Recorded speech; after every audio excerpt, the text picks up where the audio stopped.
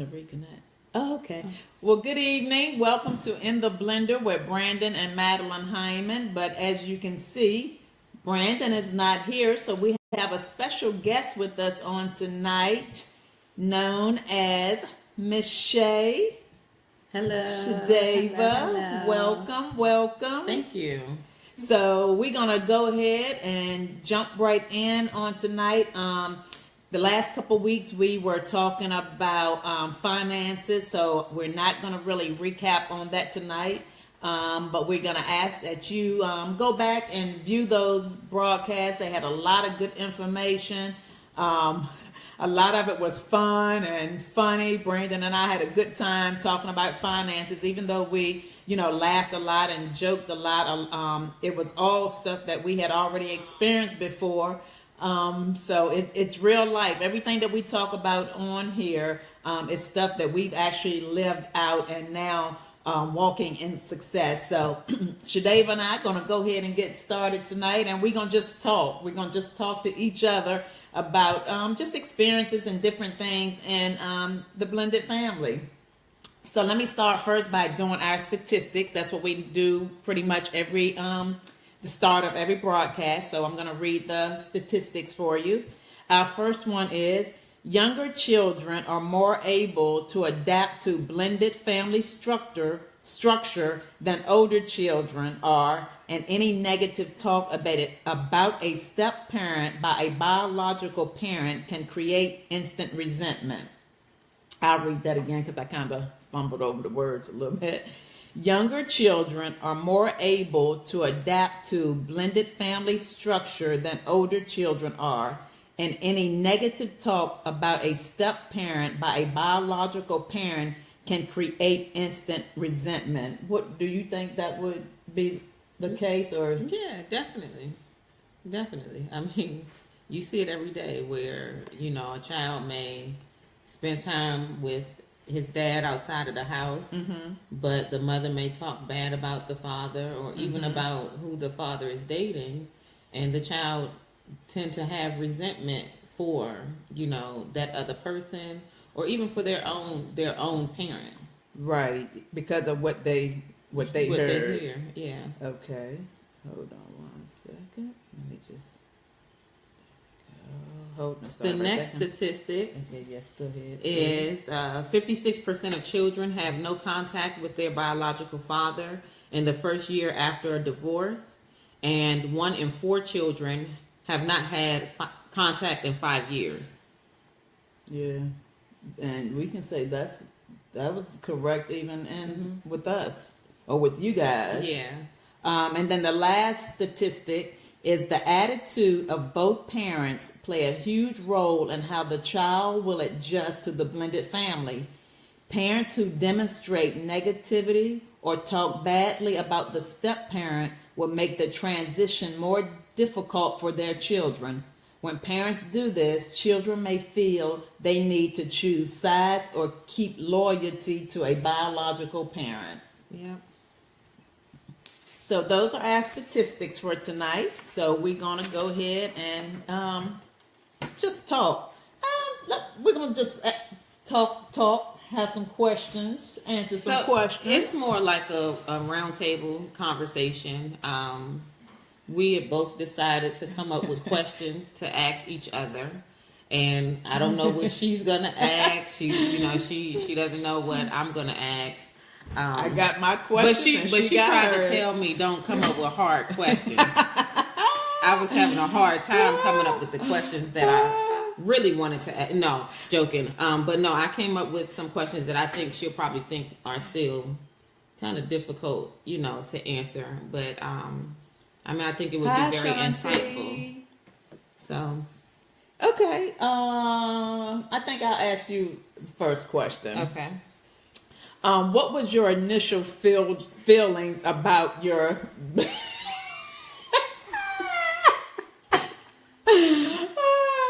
what was your first initial feeling about your blended father? Well, to put it nicely. Oh, hey, Shonda, you should be over here answering some of these questions. To put it nicely, I did not like him at all. At all. I mean, he was mean. Now you know he's gonna go back and watch this, right? he was mean. Hi, Connie. He didn't speak to us. You know, like I didn't understand. Wait. So did he like really just not ever speak, or was? No, he didn't speak. He used to come to the house to pick her up, to take her on a date. He would knock on the door. We always knew to look out the peephole. And we would look, and nobody wanted to open the door because we knew he would just kind of push his way in. He would, we'd open the door. He don't say, "Hey, how you doing? Is your mom there?" We know who he's here for, but he would never say anything. You gonna let me in? What? No, this ain't your house. This is my house. Was it really that bad? Don't talk about my husband. I mean, he better now. Thank God for prayer. Hey, hallelujah. Amen. Thank you, Jesus. But back then, nah, we was trying to devise a plan to get him out of there. Watch what you say now. Watch what you say. I mean, I'm speaking. But yeah. Okay, so that was your initial feeling about. Yeah, we did not like him.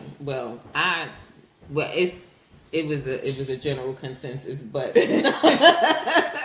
but I'm only speaking for myself. Chaudava was like, yes, he was. So I mean, it is what it is. We learned a lot over the course of the last 19 and a half, 20. Yeah, we'll be married in 20 years in March. Okay, yep, yeah. Get ready to hit 20 years. So it's been a lot. There has been a lot of takeaway, but there were a lot of issues, initially. Yeah. Okay. So, my turn? Yeah, your turn. You can go ahead and ask me something. Okay, so, since we're talking about, the very beginning, right? Mm-hmm. My first question then will be, okay, so when you guys decided that you wanted to get married, or when he decided that he was gonna propose, did you ever stop to think what that would mean to us and how it would affect us? Actually, in the beginning, no, I really didn't. I looked at it like, oh, okay, well, now we'll have a male figure in the house again. You guys wouldn't be without a father. Even though it was just us for almost 7, 8 years. It was just me. Just us. Mm-hmm. So I didn't really think about the fact of how it would really affect you. I thought that it would be a good thing.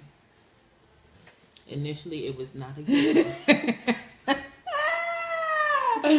Watch what you say about my husband. He ain't here to defend himself. He will next week. Okay, he sure will. He will. Okay, so, all right. So let me go to my next question for you. Oh, here we go. Did you ever feel that your blended father, or Brandon, was taking me away from you? Yes. Always. No, seriously, yes, I did. I did think that he was taking her away from us. And the thing about it is, when he came into the picture, like I said, he didn't speak to us. We heard him talk, but we only heard him talk in church to other people. And in the room, when they would shut the door to have conversations, you could hear him whisper, but he never talked. Or I remember he would come to the house, and before y'all would go out to eat or something, y'all would be sitting downstairs in the living room. And if we were in the living room, he wouldn't say anything. But the minute we went upstairs, then you hear him, and you're like, Dad, did we do something? You know what I mean? Like, it was kind of crazy. But yeah, so, we felt like, he dominated her time and did not really allow for us to have our time with her anymore. Yeah, we had discussed that kind of him and I in one of our broadcasts, before talking about the time spent and how we already had a system set up, and when he came in, it kind of changed everything, and that was, part of it. You guys feeling like, he came in and kind of took me away from you guys. Yeah. So. Yep. Because our dynamic, our whole entire dynamic changed. It wasn't like, oh, there was just like a shift here and a shift there. You know what I mean? Like when you with work, you get a new boss, and of course most of the rules are going to stay the same, but there may be like, oh, we're going to do this differently, or we're going to do this differently. But he came in and was like, oh, I don't care what you guys have in place, that's not going to fly. This is what I want to do, and this is what I'm going to do. Right. And I mean... So it was just like drastic change. Yeah, it was Nothing was like a process. No, of course not. Nope. And of course no, because I mean, I'm not trying to be funny, but it really, there was no conversation. There was none of that. Like, as soon as you guys, okay, like I said, he didn't really talk to us. And I remember them getting into arguments about that because there were other people's children who he seemed to have built a rapport with. And when it came to us, and this is after, they had gotten married, but when it came to us, the only time he ever really said much to us was when it was time to clean up, when we did something that he didn't like. It was never a, hey, how was your day? What's going on? Blah, blah, blah. It was like, oh, you didn't wash this dish right. I see a speck on here. Now I got to go back in the kitchen and rewash all the dishes. Or we had chores, like before him, we changed chores weekly. One person was responsible for the kitchen. One was responsible for the living room and the dining room. One was responsible for the bathroom, and everybody was responsible for the bedroom. So when he came in, it was like, oh, no, Chaudava, you're going to wash the dishes. And I had to clean the kitchen from the age of 14 all the way up through high school. Until you left to go to the Navy. That was crazy. But did he ever tell you why? Yeah, because I cleaned it the best. Because you cleaned it the best. Then that's why I shouldn't have had to do it. You're supposed to get a practice to those who need it. But think about it. Think about like even on like jobs. Sometimes we feel like that can be, unfair at times, because if there's someone that they feel like they can depend on better, that's going to do, a certain task or something better. To us, sometimes it seems unfortunate because that's the person that they're going to always lean on, the one that do a certain thing better, right? I mean, yeah, of course, because that's how it is at my job now. They're like, oh, Chaudava, can you do this? Chaudava, can you do that? Chaudava. Right. But guess what's coming up? My review. Right. So they're going to pay me for that. But in the house, it didn't pay. I didn't get no allowance. I didn't get no thank you. I didn't get nothing. Did your sisters thank you for washing their dishes? And they would see me. I would finish washing dishes, and they would purposely go in there after I go upstairs to use a cup just so he can say something to me. I think she's still bitter, y'all. You haven't let go of the past. I was like, this is crazy. Oh, Lord. Hey, Kana. It's your turn now for a question. Okay. Yes. So, my next question is, okay. So I know that, like, in the house, it was either him or it was the kids, so I know there were plenty of times where you felt like you were in the middle and had to choose, or kind of minimize some of the issues that we had. So how did you decide whose side you were going to take without the other person feeling slighted? Actually, it always seemed like somebody felt slighted, regardless of whose side I chose at that particular time. It always seemed like somebody felt like they were slighted. If I went with, going more towards you guys, leaning towards the children, then I would feel like he felt slighted. If I leaned towards something that he wanted or needed, then I felt like you guys felt slighted. So regardless of whether it was I was going to choose this side or choose that side, or not even so much choose, but do what this one needed or do what that one needed, somebody always seemed like they felt slighted, especially in the beginning and in the beginning years of this until we got everything in a really good place. Someone always felt like they were slighted. So the way that I ended up handling that is that I learned how to try to pretty much please everybody, play both sides of the fence. I did what I needed to do for this side over here, and then I did what I needed to do, whatever it took to please this side over here, trying to keep everybody on, at a peaceful moment, keeping peace in the household, whatever I needed to do at that particular time, and however I needed to handle it. Although on the inside, on the inside, it was many days that nobody knew, like the crying nights that I had, the hurt that I, was dealing with on the inside. Because one thing about me is like, I would say 99.999% of the time, nobody would ever know when I'm dealing with something because it's never shown, and during those times, it was like I felt like I had nobody to talk to. There was, we didn't have any like pre-counseling or anything like that. So I felt like I was in this thing by myself. And I also felt like nobody understood my position or how I felt, and my feelings. Because if like in a tug of war, you have someone on one end of the rope and someone else on the other end of the rope. And the strongest person usually wins, whatever side you get pulled to the most. But in that process of being tugged back and forth, it's a lot of hurt and a lot of pain that I dealt with, that I carried around, that no one ever knew. So again, I learned how to do what I thought was best of keeping this person pleased, and then also keeping you guys, at a place where it was just a peaceful time in the home. Right. Okay. Here's one for you. Were there ever times where you felt like your blended father was taking the place of your biological father, or was trying to take the place or trying to replace him?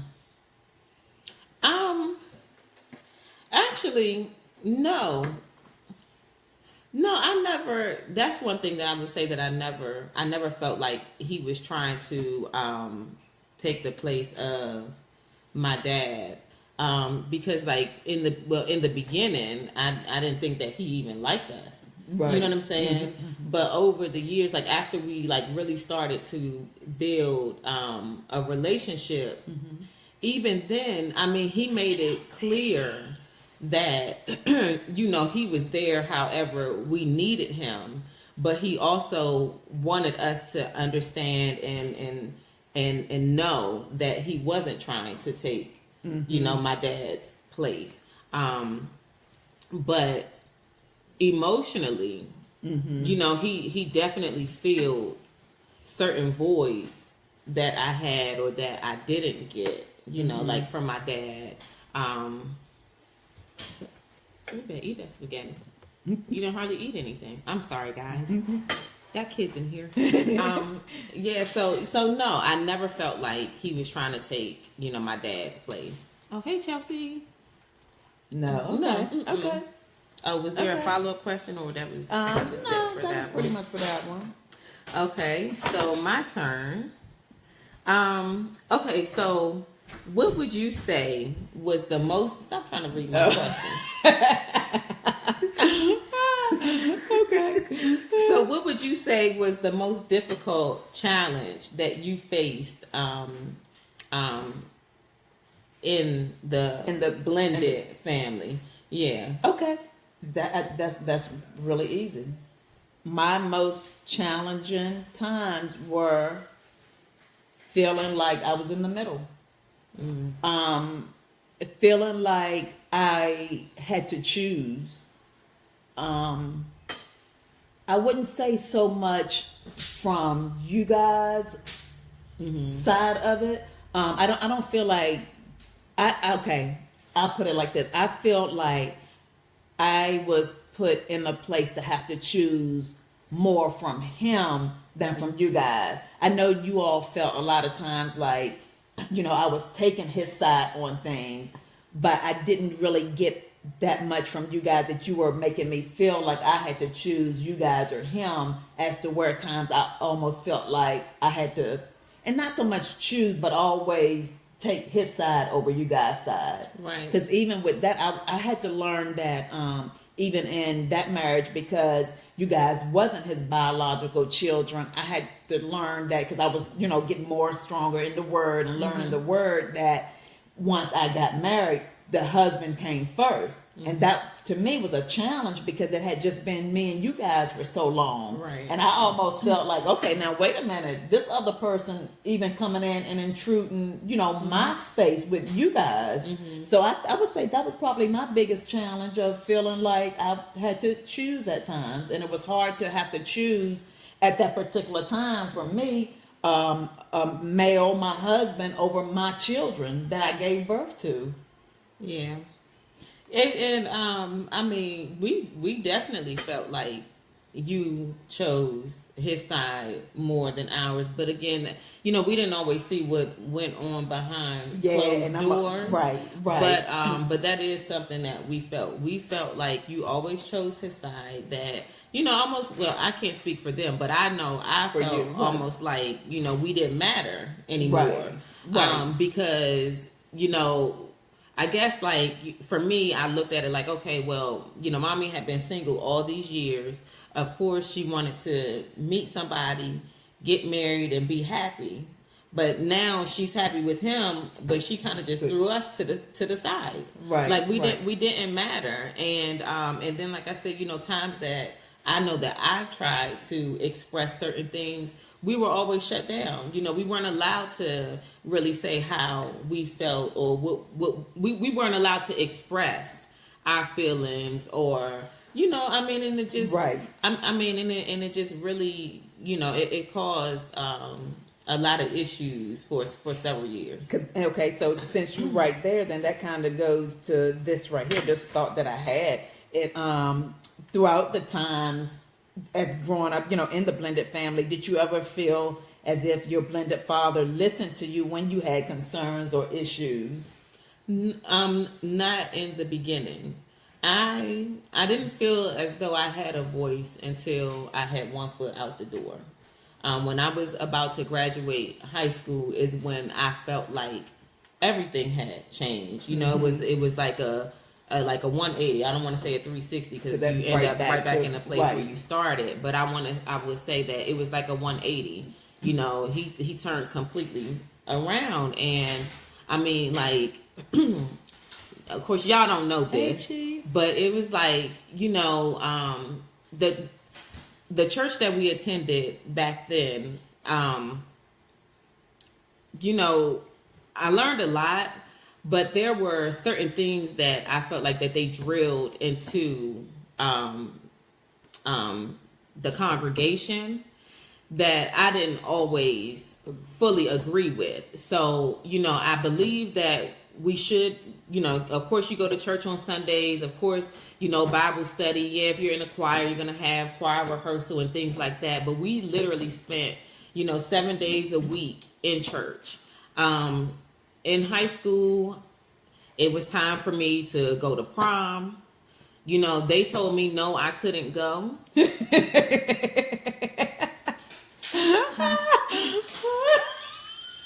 told me I couldn't go to prom. She's still mad about I'm not mad about that. Oh, okay. But no, you went there. They told me I couldn't go because the pastor was saying, like, oh, you guys shouldn't be listening to secular music and this, that, and the third. So I had to sneak to my own prom. Like, I had to sneak and get my hair done, sneak and get my nails done. I had to sneak and buy a dress. And then I had to sneak and spend the night over my aunt's house.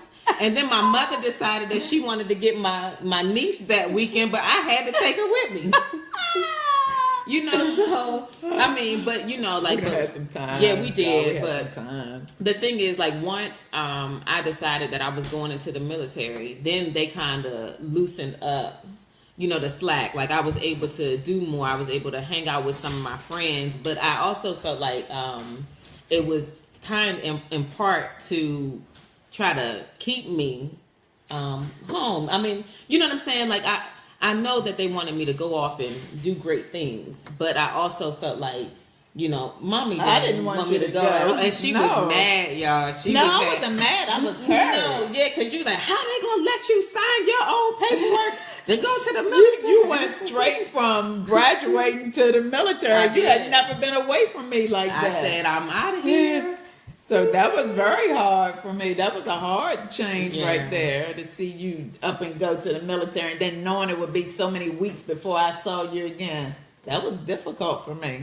Yeah, it was much. And by then we were, about 5 years into the blended family. By then, almost 5 years by then. Mm-hmm. So yeah. Who turn is it? Oh wow! We only got 4 minutes. All right, so my turn? Well, wait.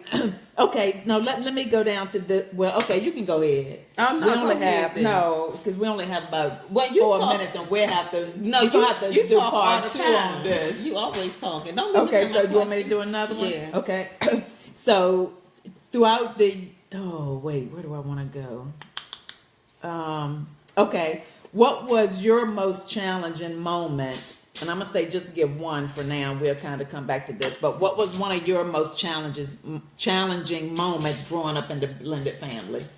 My most challenging moment was in the beginning. Him coming in and changing everything. And then, like I said, the fact that we literally just had to deal with it. Like, you know, regardless of how it affected us, regardless of anything, it was just like, this is what it is. I don't want to hear anything about it. And you just have to live with that. And, you know, like for years, I would tell people, because, you know, like as you get older, you hear people talk about like their high school years. And I have quite a few friends who are like, man, I would love to relive my high school years.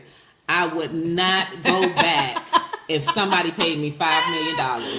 I would never want to relive those years. Yeah, but if you could go back and change something or change things, well, that's gonna be in a later part. It's because we only have like 3 minutes left, so we definitely gonna have to do next week on this. Yeah, because this part we're talking about like pretty much the beginning, and we're hearing a lot of the harder times that we had.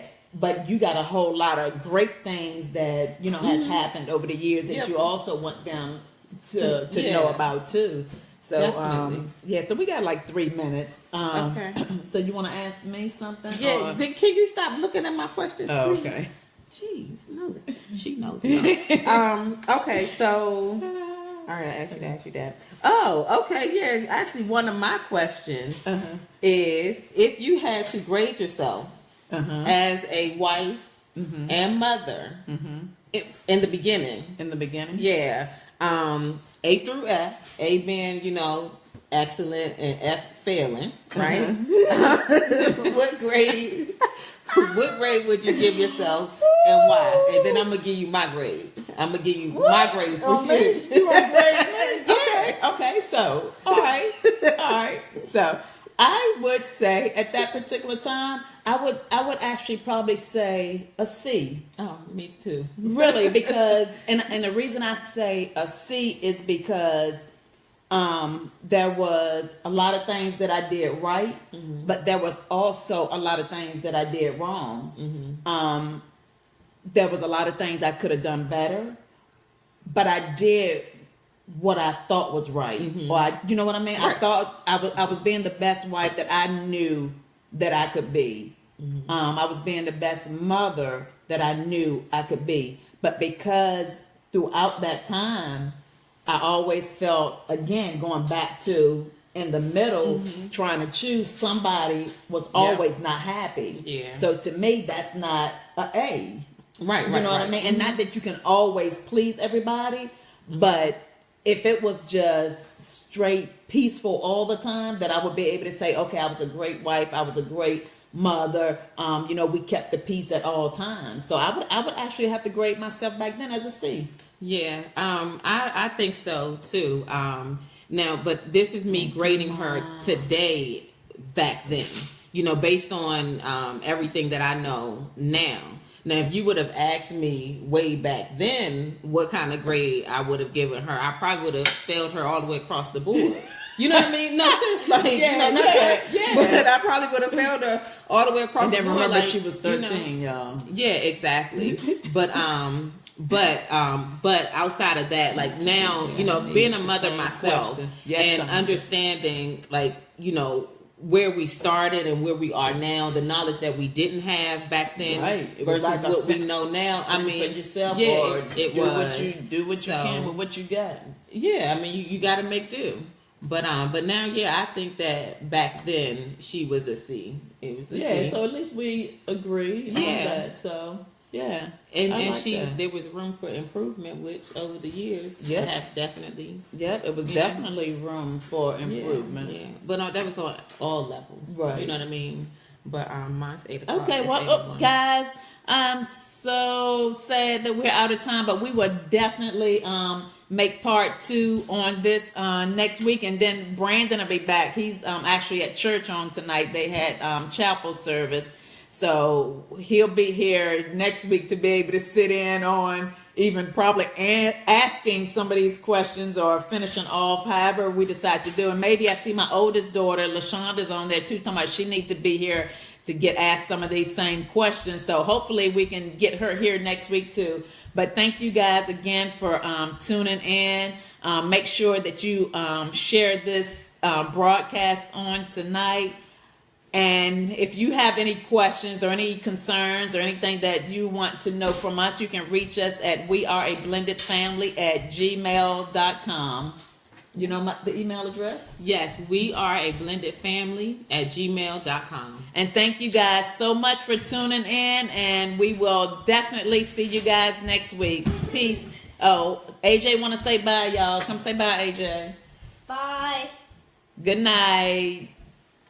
See you next week. See you next week.